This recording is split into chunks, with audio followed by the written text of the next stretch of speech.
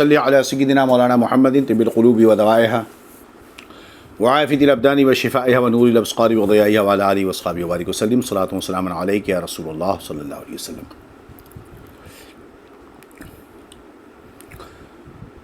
مسائل فقہیہ کی بحث میں اب تک اس باب میں آپ نے تیمم، وضو اور غسل اور موزے پر مسح کے تعلق سے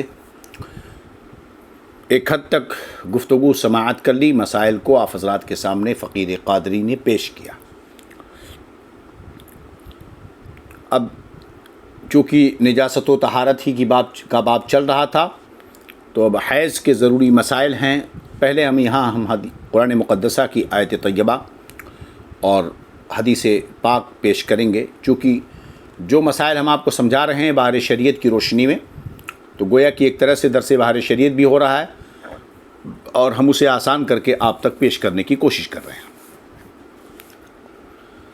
چنانچہ قرآن مقدس میں اللہ رب العزت ارشاد فرماتا، اعوذ باللہ من الشیطان الرجیم، بسم اللہ الرحمن الرحیم، یسألونک عن المحیض قل هو اذی فاعتزلوا النساء فی المحیض ولا تقربوہن حتی یطہرن فَإِذَا تَطَهَّرْنَا فَأْتُوهُنَّ مِنْ حَيْثُ أَمَرَكُمُ اللَّهُ إِنَّ اللَّهَ يُحِبُّ التَّوَّابِينَ وَيُحِبُّ الْمُتَطَهِّرِينَ۔ اے محبوب، تم سے حیض کے بارے میں لوگ سوال کرتے ہیں، تم فرما دو وہ گندی چیز ہے، یعنی حیض کا خون کیا ہے؟ گندی چیز ہے۔ تو حیض میں عورتوں سے بچو اور ان سے قربت نہ کرو، کیونکہ جب وہ گندی چیز ہے تو اب اس سے بچنا ہے، اور اس وقت عورتوں سے قربت نہیں۔ قربت سے مراد یہ کہ ان سے جمع نہیں کرنا ہے، کانٹیکٹ نہیں کرنا ہے۔ بچنے کا بھی مطلب یہی ہے کہ ان سے جمع نہیں کرنا ہے، کانٹیکٹ نہیں کرنا ہے۔ اس کا یہ مطلب نہیں کہ ان کے ساتھ اٹھنا بیٹھنا ہے نا، ان کے ساتھ کھانا پینا، ان کے ساتھ سونا حرام ہے، نہیں۔ ایک بسترے پہ سو سکتے ہیں، بات چیت کر سکتے ہیں، کھانا پینا کھا سکتے ہیں، ایک ساتھ اٹھنا بیٹھنا رہنا سب کچھ ہو سکتا ہے، یہاں تک کہ بوس و کنار، گلے ملنا، ایک دوسرے کو بوسہ دینا، یہ ساری چیزیں ہو سکتی ہیں۔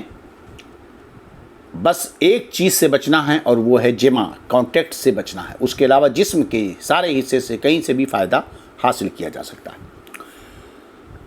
چنانچہ صحیح مسلم شریف کی حدیث پاک حضرت انس بن مالک سے مروی ہے کہ یہودیوں میں جب کسی عورت کو حیض آتا تو اسے نہ اپنے ساتھ کھلاتے نہ اپنے ساتھ گھروں میں رکھتے، الگ گھر، الگ کھانا پینا، سب کچھ اچھوت کی طرح۔ صحابہ کرام نے نبی کریم سے سوال کیا، اس پر اللہ تعالیٰ نے یہ آیت کریمہ نازل فرمائی، یسألونک عن المحیض، یہ آیت۔ تو رسول اللہ صلی اللہ علیہ وسلم نے ارشاد فرمایا کہ جمع کے سوا ہر شے کرو، جمع کے سوا یعنی کانٹیکٹ کے سوا سب کچھ کرو۔ اور اس کی خبر یہود کو پہنچی تو کہنے لگے کہ یہ نبی یعنی ہمارے نبی صلی اللہ علیہ وسلم ہر بات میں ہمارا خلاف کرنا چاہتے ہیں۔ اس پر اسید ابن حضیر اور عباد بن بشر رضی اللہ عنہما نے آ کر عرض کی کہ یہود ایسا ایسا کہتے ہیں، یا رسول اللہ یہودی یہ کہہ رہے ہیں کہ تو یہ نبی تو ہماری ہر بات کی مخالفت کرتے ہیں۔ تو انہوں نے جلال میں آ کر کہا، یا رسول اللہ یہودی ایسی ایسی باتیں بک رہے ہیں تو کیا ہم ان سے جمع نہ کریں؟ یعنی پوری مخالفت ہو جائے۔ جب وہ ہم پر الزامی لگا رہے ہیں کہ ہم ان کی ہر بات میں مخالفت کرتے ہیں تو کیوں نہ ہم جمع بھی کریں؟ وہ کھانا پینا الگ کر رہے ہیں، گھر بھی الگ کر دے رہے ہیں، اچھوت کی طرح رکھتے ہیں، اور ہم کو اجازت ہو گئی، ہم کو مسئلہ یہ آپ نے بتایا کہ ہم ان کے ساتھ کھائیں پئیں، اٹھے بیٹھیں، ایک بسترے پہ سوئیں، بات چیت کریں، سب کچھ ہے، گھر الگ کرنا جائز نہیں، برتن الگ کرنا جائز نہیں، وہ ہمارے بیچ میں رہیں، کوئی حرج نہیں ہے، صرف جمع نہ کیا جائے، بوس و کنار، گلے لگنا، سب کچھ ہے، جائز ہے۔ تو یا رسول اللہ اس پر بھی وہ کہہ رہے ہیں کہ مخالفت کر رہے ہیں ہم، تو جمع کو کیوں روک رہے ہیں؟ آپ اس کی بھی اجازت دے دیں تاکہ مکمل مخالفت ہو جائے۔ رسول اللہ صلی اللہ علیہ وسلم کا روی مبارک متغیر ہو گیا، یہاں تک کہ ہم کو گمان ہوا کہ ان دونوں پر غضب فرمایا۔ وہ دونوں چلے گئے اور ان کے آگے دودھ کا ہدیہ نبی کریم کے پاس آیا۔ حضور نے آدمی بھیج کر ان کو بلوایا اور پلایا تو وہ سمجھے کہ حضور نے ان پر غضب نہیں فرمایا۔ یعنی جب ان دونوں صحابہ نے کہا یا رسول اللہ صلی اللہ علیہ وسلم ہم کو جمع کی بھی اجازت دے دیجیے تاکہ یہودیوں کی مکمل مخالفت ہو جائے، سمجھ رہے ہیں؟ صحابہ کا جوش دیکھیے کہ سرکار کے خلاف کوئی کچھ بولے تو کس حد تک جاتے تھے وہ. مگر چونکہ مخالفت کا یہ مطلب نہیں ہوتا کہ کسی کی مخالفت میں ہم ناجائز و حرام کام کریں. وہ ویسے ہوا نا کہ دو بھائی تھے, ایک سنی تھا ایک وہابی تھا. سنی بھائی نے اپنے گھر 11ویں کی دعوت کری, سب لوگوں کو بلایا, کافی لوگ تھے, برتن کم پڑ گیا تو اپنے وہابی بھائی کے گھر سے اس نے برتن مانگ لیے, ایک برتن کم پڑا. اب جب وہ گھر آیا تو اس کی بیوی نے کہا سنتے ہو تمہارے بھائی نے 11ویں کا فاتحہ کیا تھا اور ہمارے گھر سے برتن لے گیا تھا. تو اس وہابی نے کہا اچھا, میرے برتن میں اس نے 11ویں کا کھانا کھلوایا ہے, میں اس کے برتن میں گوہ نہ کھاؤں تو میرا نام نہیں ہے, میں اس کے برتن میں پاخانہ نہ کھاؤں تو میرا نام نہیں. تو مخالفت ایسی نہیں ہونی چاہیے. مخالفت اگر کی جائے تو شرعی حد میں ہونی چاہیے. تو میں نے کہ ہمارے بزرگوں نے تو یہی سمجھایا کہ آپ دین کا کام کرو, کوئی برائی کرتا ہے کوئی مخالفت کرتا ہے تو جواب بھی مت دینے جاؤ, اپنا کام کیے جاؤ. مخالفت کون کرتا ہے, برائیاں کون کرتا ہے, بولیے آپ. اگر کوئی شخص صحیح کام کر رہا ہے اس کی مخالفت کون کرتا ہے؟ وہی شخص جس کو حسد ہوتا ہے, وہی شخص جس کو جلن ہوتا ہے. اس کو آپ دیکھیں, جب یہ دیکھیں کہ کوئی کمتر کسی بڑے کی مخالفت کر رہا ہے تو سمجھ لو کہ وہ احساس کمتری یا حسد و جلن و بغض کا یا اپنے پیٹ کا یا کسی چیز کی وجہ سے وہ حیران اور تنگ ہے. اس کو آپ ذہن میں رکھیں. مقابل والا مقابل سے حسد کرے تو سمجھ میں آتا ہے, نیچے والا چھوٹے پوزیشن والا قائد ملت تاج الشریعہ کی شان. قائد ملت کہاں, قاضی القضات فی الہند شہزادے تاج الشریعہ ہیں. اب کوئی اگر ان کی مخالفت کرے تو سمجھ لیجئے اس کی حیثیت کیا ہے. بہرحال چلیے خیر. تو سرکار کا چہرہ متغیر ہوا, یعنی چونکہ انہوں نے ایک خلاف شرع بات کی اجازت مانگی تو سرکار کا چہرہ غصے سے بدل گیا. تو اب ان کو ڈر لگا کہ سرکار شاید ہم سے ناراض ہو گئے ہیں. تو سرکار دو جہاں صلی اللہ علیہ وسلم نے ان کو بلوایا اور دودھ پلایا تاکہ ان کو پتہ چلے کہ میں ناراض تو ہوا تھا لیکن میں غضب نہیں فرما. غضب تو میں نے مجھے غضب تمہاری باتوں مجھے پسند نہیں آئیں مگر میں نے تم پر غضب نہیں کیا ہے, کیونکہ ظاہر سی بات ہے کہ تم نے جو کہا وہ ایک حمیت اور غیرت میں کہا ہے, یہودیوں کی مخالفت میں کہا ہے. لیکن کسی یہودیوں کی مخالفت اور رسول اللہ کی محبت میں کہا ہے, لیکن کسی کی مخالفت میں لا یجرمنکم شنآن قوم علی ان لا تعدلوا اعدلوا هو اقرب للتقوی, یہ قرآن کا اعلان ہے. تمہیں کسی قوم کی نفرت اور مخالفت ہے نا اس طرف کھینچ کے نہ لائے کہ تم انصاف بھول جاؤ, انصاف چھوڑ دو, ظلم و زیادتی پہ اتر آؤ, انصاف رکھو, یہی تقوی کے زیادہ قریب ہے. چلیے اب اگلی حدیث صحیح بخاری شریف میں ام المومنین سیدنا عائشہ صدیقہ رضی اللہ عنہا سے مروی ہے. فرماتی ہیں کہ ہم حج کے لیے نکلے, جب مقام صرف میں پہنچے مجھے حیض آیا تو میں رو رہی تھی. حج کے لیے گئے تھے, مقام صرف میں پہنچے, حضرت عائشہ فرماتی ہے مجھے حیض آ گیا تو میں رو رہی تھی. رسول اللہ صلی اللہ علیہ وسلم میرے پاس تشریف لائے, فرمایا تجھے کیا ہوا, کیا تو حیضہ ہوئی؟ عرض کی ہاں. فرمایا یہ ایک ایسی چیز ہے جس کو اللہ تعالیٰ نے بنات آدم پر لکھ دیا ہے, تو سوائے خانہ کعبہ کے طواف کے سب کچھ ادا کر جیسے حج کرنے والا ادا کرتا ہے. اور فرماتی ہیں کہ حضور نے اپنے ازواج مطہرات کی طرف سے ایک گائے قربانی کی. اس وقت سرکار کے ساتھ 7 ازواج شریک تھیں حج کے موقع پر, اور آپ نے ایک گائے کی قربانی سب کے نام سے کی. اس بات کی دلیل ہے کہ بڑے جانور میں 7 حصے ہو سکتے ہیں, یہ حدیث اس کی دلیل ہو گئی. دوسری چیز یہ کہ حیض آنے کی صورت میں تمام ارکان حج ادا کرنے سے سرکار نے منع فرمایا. معاف کیجئے, تمام ارکان حج ادا کرنے کی اجازت دی سوائے خانہ کعبہ کے طواف کے. خانہ کعبہ کا طواف بھی جائز ہوتا مگر چونکہ کعبہ شریف حرم شریف کے اندر ہے اور حرم شریف مسجد ہے اور مسجد میں حائضہ کا جانا جائز نہیں, اس لیے سرکار نے طواف سے منع فرمایا. تو حائضہ اور جنبی کا مسجد میں جانے کی اجازت نہیں, تو طواف کے علاوہ سارے ارکان ادا کرو, سرکار نے یہ حکم دیا. اس سے مسئلہ پتہ چلا کہ حائضہ عورت طواف کو چھوڑ کر سارے ارکان ادا کر سکتی ہے. اب تیسری حدیث صحیح بخاری میں ہے کہ حضرت عروہ سے سوال کیا گیا کہ حیض والی عورت میری خدمت کر سکتی ہے, اور جب جنب عورت مجھ سے قریب ہو سکتی ہے کیا؟ عروہ نے جواب دیا یہ سب مجھ پر آسان ہے, یہ سب میری خدمت کر سکتی ہیں اور کسی پر اس میں کوئی حرج نہیں. مجھے ام المومنین سیدنا عائشہ صدیقہ رضی اللہ عنہا نے خبر دی کہ وہ حیض کی حالت میں رسول اللہ صلی اللہ علیہ وسلم کے کنگھی کرتیں اور حضور معتکف تھے، مسجد میں اعتکاف کرتے اور مسجد کی کھڑکی سے اپنا سر حضرت عائشہ کے حجرے کی طرف بڑھا دیتے اور حضرت عائشہ باہر سے جو ہے بالوں میں تیل لگاتی، کنگھی کرتی تھی۔ حضور معتکف تھے، اپنے سر مبارک کو ان کے قریب کر دیتے اور یہ اپنے حجرے میں ہی ہوتی اور یہیں سے بالوں میں کنگھی کرتی تھیں۔ پتہ یہ چلا کہ حائضہ عورت مرد کی خدمت اپنے شوہر کی کر سکتی ہے، پاس میں آ رہی کہ نہیں؟ اب یہاں سے بھی مسئلہ ثابت ہوا کہ حضرت عائشہ رضی اللہ عنہ حالت حیض میں سرکار کے منہ مبارک میں کنگھی کرتی تھی، بال مبارک میں، اور حالت حیض میں پتہ چلا کہ بعض لوگ مسئلہ اٹھا کے بیٹھے ہیں کہ جو حائضہ ہو منہ مبارک کی زیارت نہیں کر سکتی، یہ غلط ہے۔ حائضہ عورت میلاد النبی کی مجلس میں نہیں جا سکتی، غوث پاک کی مجلس میں نہیں جا سکتی، غلط ہے۔ حائضہ عورت مجلسوں میں جا سکتی ہے، البتہ قرآن کو نہیں پڑھ سکتی، ذکر کر سکتی ہے نا، اور منہ مبارک کی وہ زیارت کر سکتی ہے، میلاد النبی کی مجلس میں شریک ہو سکتی ہے، غوث پاک کی مجلس میں شریک ہو سکتی ہے۔ ہاں، جنبی کا حکم الگ ہے کہ جنبی آدمی جنبی ہو تو اس کے حائضہ عورت 10,000 بار نہائے پاک نہیں ہوگی، تو اس کے لیے ایک شرعاً عذر ہے، لیکن جنبی کو یہ بہت ہی ادب کے خلاف ہے اور محرومی ہے کہ جنبی شخص میلاد النبی کی محفل میں جائے جنابت کی حالت میں، غوث پاک کی مجلس میں جائے، ذکر و اذکار کی مجلس میں جائے، تو یہ یا منہ مبارک کی زیارت کے لیے آدمی جنابت کی حالت میں جائے، ہاں تو یہ فیض نہیں پائے گا بلکہ محرومی ملے گی اس کو۔ یہ سخت ناجائز، اس کے لیے بہت برا ہے، ناجائز و حرام تو اسے بھی نہیں کہیں گے مگر سخت برا ہے۔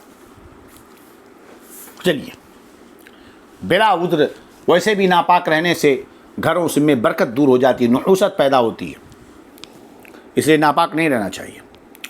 اگلی حدیث دیکھیں، 34 نمبر کی، صحیح مسلم شریف سے سیدتنا ام المومنین عائشہ صدیقہ رضی اللہ عنہ فرماتی ہیں کہ زمانے حیض میں پانی پیتی، پھر حضور کو دیتی تو جس جگہ میرا منہ لگا تھا حضور وہیں دہنے مبارک رکھ کر پیتے۔ تو یہ بیویوں کے ساتھ جو ہے نا دل لگی اور اس طرح کی چیزیں کرنا چاہیے کہ تاکہ انہیں خوشی محسوس ہو اور محبت میں اضافہ ہو۔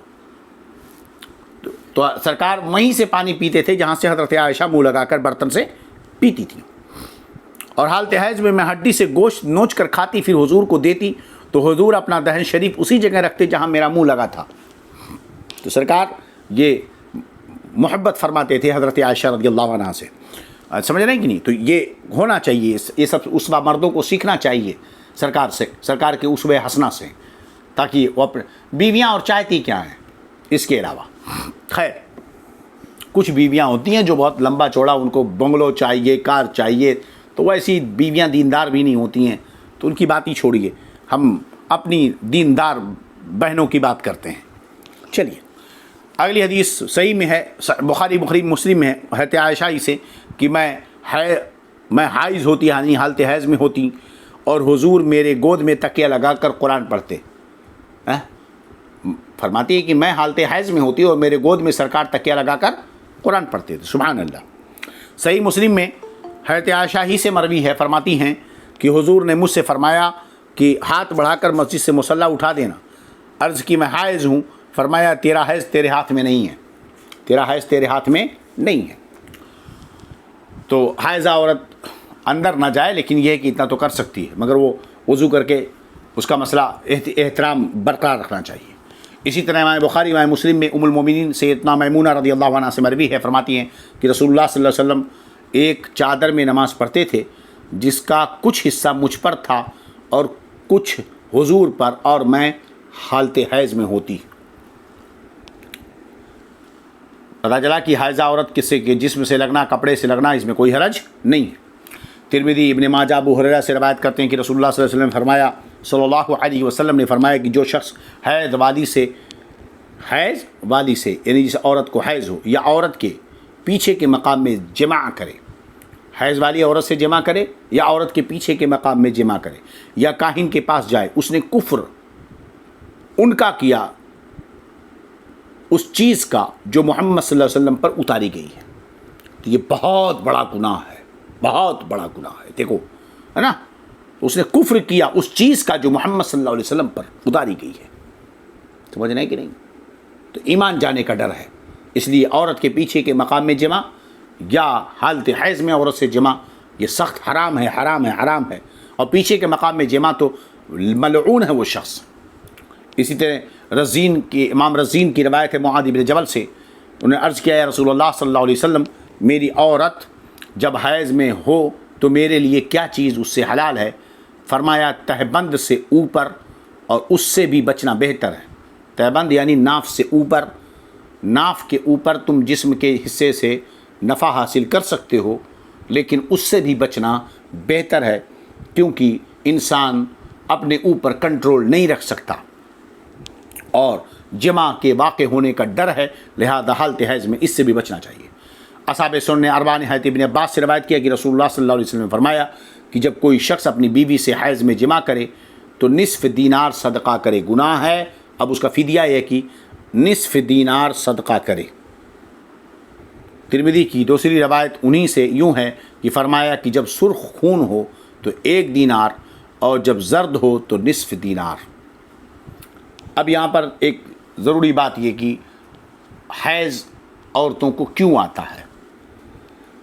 دیکھیے کہ عورت جب بالغ ہوتی ہے تو بالغہ عورت کے بدن میں فطرتاً ضرورت سے کچھ زیادہ خون پیدا ہوتا ہے، یہ من جانب اللہ ہے کہ حمل کی حالت میں خون، کیوں عورتوں کو خون فطرتاً زیادہ پیدا ہوتا ہے؟ اس کی وجہ یہ ہے کہ عورتوں کے پیٹ میں حمل جو ہوتا ہے، عورتوں کے پیٹ میں ٹھہرتا ہے، حمل ہے نا، رحم میں بچہ ٹھہرتا ہے، تو حالت حمل میں جب بچہ پیٹ میں ہوتا ہے تو یہی خون بچے کی غذا کے کام آئے، اللہ تعالیٰ اسی لیے زیادہ بناتا ہے، عورتوں کے جسم میں خون اسی لیے زیادہ بنتا ہے۔